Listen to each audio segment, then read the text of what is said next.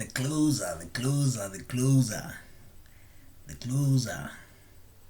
Hi everyone, this is Joram, the closer. I want to take you through objections this evening. Objections, the way I normally say every now and then, if you can't handle objections, you won't get paid. You won't get your commissions.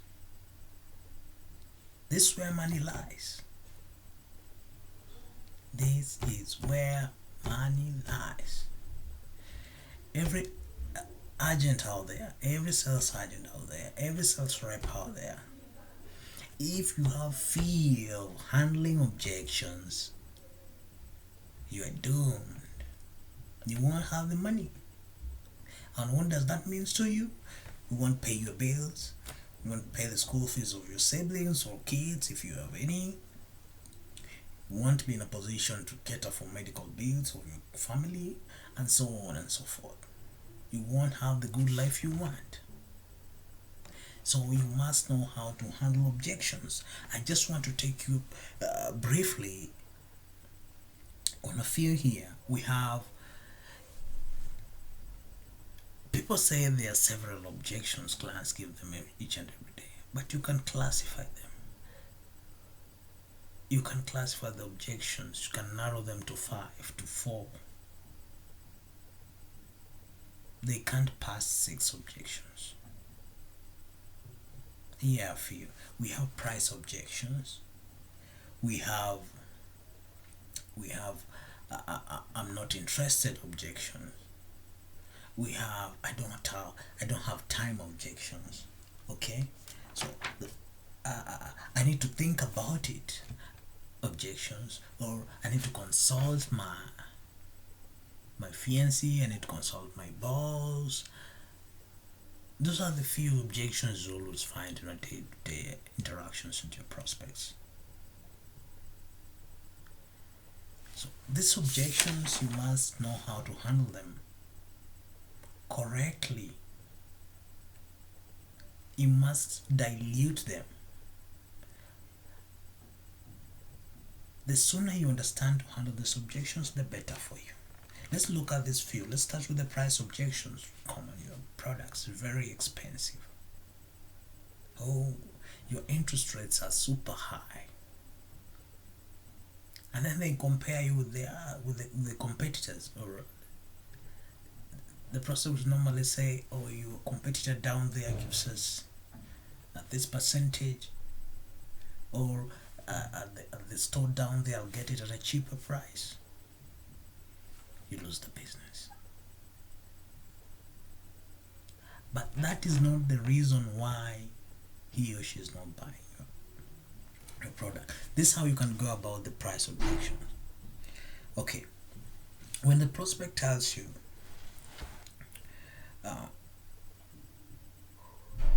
it's expensive, simply say, Mr. John, beside price, do you have any other reason why you won't be in a position to move forward today? What you are trying to do, you're trying to eliminate the price issue so that you deal with the value. Eliminate the price issue at the very first point of your presentation when it is raised by the prospect, so that you sell the value of your product first. Then from there, when he or she brings up the objections, you will be in a position to tackle it. At least you shall have filled the client's mind with the values of your product. Trust me, chances are so high he's going to buy your product having known the values, whether it's expensive or not. It happens most of the time. Most of us buy expensive products despite that they know down the street they can get it at a cheaper cost. Why? Because it is of good quality. It applies the same in sales. So that's number one way to tackle objections. Ask the prospect, besides price, is there any other reason why we can't move forward? Then he'll explain to you, or he'll give you the details why we won't be in a position to move forward. Another way to handle this, you can say, Mr. John, if we spread the installments, those of you who are in the banking industry or the microfinances, Mr. John, if we spread the installments to this period of time, would it be convenient? Would it be convenient with you if we spread the monthly installments maybe to 20 months? Can there be a possibility for you to buy this product today? When you look at your budget, you can frame it that way. Well, the prospect's brain will start calculating. Yes, if I pay 20,000 for this period of time and I have the products with me today to go sort out the emergency I have, makes sense. I've tried it, I've tested it, it always works for me. It has always worked for me. I've had 100 million sales a year just by using this concept. Okay, that's how you handle price objections. Another way to handle price objection, you can say, Mr. John or Mr. Prospect, if I may reduce if I may take care of the price concern, I can slash it for you a little bit. Is there any other reason that can prevent us from going forward? Normally use this trick. You go or maybe to a store to buy maybe a dress or a pair of trousers. They normally give you a higher price. For instance, when you go buy this jacket, they say maybe 2,500. Then they play around with your mind, which shouldn't be the case. They know they want you to pay something to do with 1,500 or 1,200. You just simply ask the prospect, Mr. Prospect, if we handle the price concerns, is there any other reason? You're trying to smoke out if there's any other reason, and if it's only the price concern, you go ahead and strike the deal. Very important. Try that. Have fun with it. It will help you. Let us look at another objection. Another objection we have. I don't have time. You're there with your prospect, or is a happy sales agent meeting a prospect out there in the field. Good morning, Mr. Prospect. I'm so and so coming from company ABC. Is it a good time I show you what we've got? Then prospect say, I don't have time. Or you're making your phone call, you're a telesales agent, you're making a phone call to a prospect and you're asking, is it a good time? No, it's not a good time. This is how you handle such kind of objections. I don't have time objection. I don't have time objection. Very, very, very nice objections. Very nice objections here. If you know how to handle objections, you'll be winning trophies like this. You'll be winning trophies like this. You'll be having money. Good money for yourself. That's where the money is. Thousands and thousands and thousands of sales reps out there, thousands and thousands of telesales agents out there don't know how to handle objections. That's why they struggle with sales. Selling is easy if you know how. Alright, let us look at the I don't have time objection. Fine, this is how you handle it.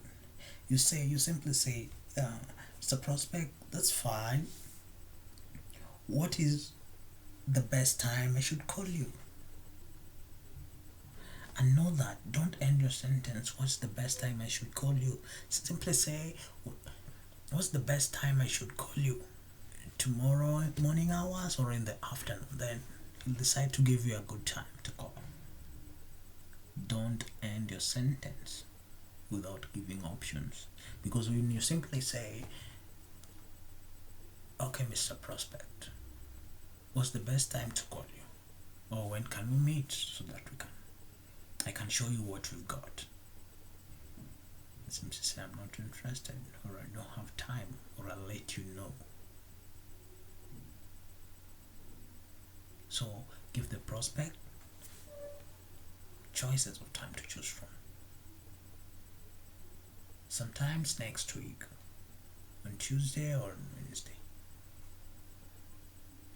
Sometimes tomorrow morning hours or afternoon hours. Use that, will help you. Let us look another objection, and this is the last objection that I want to cover today. I need to think about it. You've done your pitching, you've done your presentation so well. The prospect comes up with this objection. I need to think about it.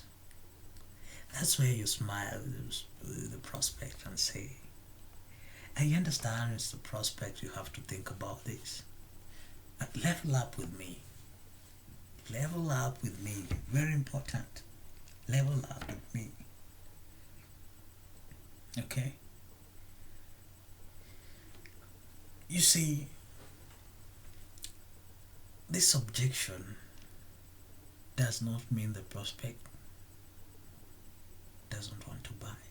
Actually, when you handle this objection, I need to think about it. This is a prospect who has made his mind to buy. This is a prospect who has made his mind or her mind to buy your product. So a little bit of technique, and he or she will approve the paperwork. Okay, this is how you go about it. You can note it down. Okay, you can jot it down somewhere. John, I understand. Just before I let you go,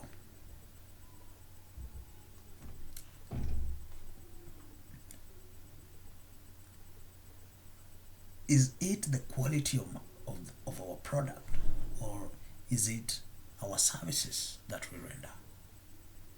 Okay, get this right. Before I let you go, let's level up. Is it the quality of our product that you want to think about, or is it the quality of our services that you want to think about? Then you are giving yourself room, as well as the prospect room to answer you, to give you some more objections on why I can proceed on that very day. So when you ask the prospect this kind of question in regards to that objection, he'll tell you why she can't buy. Very, very important. Try them out, and you'll see how your game will change this year. This 2020, this new decade, the number one